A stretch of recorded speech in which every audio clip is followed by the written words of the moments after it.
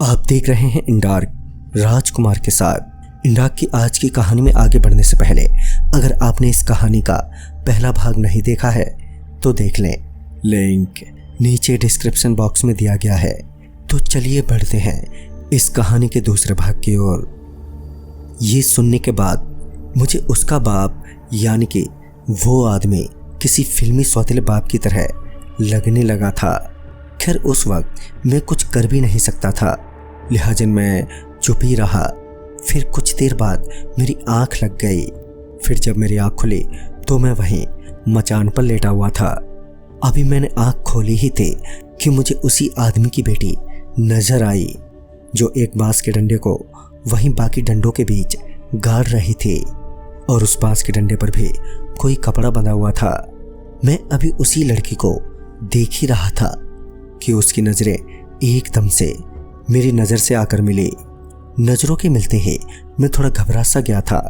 मैंने तुरंत ही अपनी निगाहें नीचे कर ली और फिर कुछ देर तक इधर उधर देखने के बाद मैंने एक नज़र उस लड़की की तरफ घुमाई तो मैंने देखा कि वो अभी भी मुझे ही देखे जा रही है।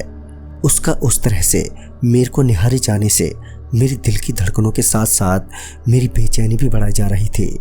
तभी वो मुस्कुराई और उसे मुस्कुराता देख मेरा चेहरा भी एकदम से खिल उठा।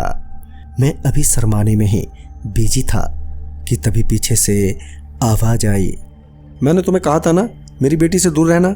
इस पर मैं थोड़ा हिचकिचाते हुए बोला, अरे अंकल आप मुझे गलत समझ रहे हैं, मैं कोई ऐसा वैसा लड़का नहीं हूँ। मैं अभी अपनी सफाई दे ही रहा था कि वो आदमी यानी उस लड़की का बाप उस पर चिल्लाते हुए बोला, तुझे कहा था ना मैंने घर से बाहर मत निकलना, तो फिर क्यों निकली। इस पर उस लड़की ने कुछ बोलने की जगह पर उस डंडे की तरफ इशारा किया जो उसने अभी अभी वहां पर गाड़ा था। उस डंडे की तरफ देखते ही उसका बाप एकदम से खामोश हो गया और इतने में ही वो लड़की घर के भीतर चली गई। उसके जाते ही वो आदमी मेरे से बड़े ही प्यार से बोला, बेटा अब कैसी तबीयत है तुम्हारी। तो इस पर मैंने उस आदमी से कहा, ठीक है अंकल मगर अभी भी दर्द हो रहा है। फिर वो आदमी मेरी चोट को देखते हुए बोला, तुम्हें डॉक्टर की ज़रूरत है मगर ऐसी हालत में मैं तुम्हें यहाँ से ले जा भी नहीं सकता। तुम ऐसा करो कि अपने घर वालों का नंबर दे दो, मैं बाहर जाकर उन्हें फ़ोन कर दूँगा और उन्हें यहीं पर बुला लेता हूँ। उस आदमी के इतना कहते ही मैं समझ गया कि ये मुझे यहाँ से भगाना चाहता है ताकि मैं इसकी बेटी से दूर हो जाऊँ। मैंने कुछ देर सोचने के बाद उस आदमी से कहा, वो अंकल मुझे नंबर तो याद नहीं है मगर मैं आपको अपने घर का एड्रेस बता देता हूँ, आप मेरे घर जाकर ही मेरे घर वालों को ले आइए। इस पर वो आदमी बोला, ठीक है तुम बता दो अपने घर का पता, मगर इस बात का ध्यान रखना मचान से नीचे मत आना और गलती से भी अंदर मत घुस जाना। फिर मैंने उस आदमी को अपना पता बताया और कुछ देर बाद वो वहाँ से चला गया। अब मैं उसकी बेटी के निकलने का वेट करने लगा। सुबह से दोपहर हो गई मगर उसकी बेटी बाहर नहीं निकली।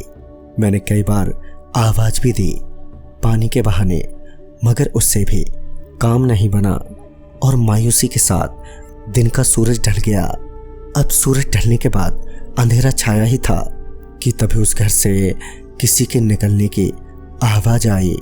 मुझे लगा कि वो ही सुंदर लड़की होगी मगर जब देखा तो पाया कि वो कोई औरत ही है। उसके बहुत ही बड़े और घने बाल थे जो कि दहलीज पर बैठी हुई थी।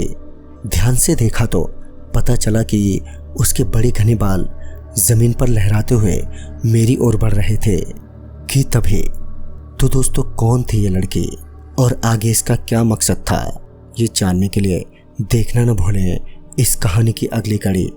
तो मैं आपका दोस्त राजकुमार जल्द ही मिलूंगा, तब तक के लिए बाय एंड टेक केयर।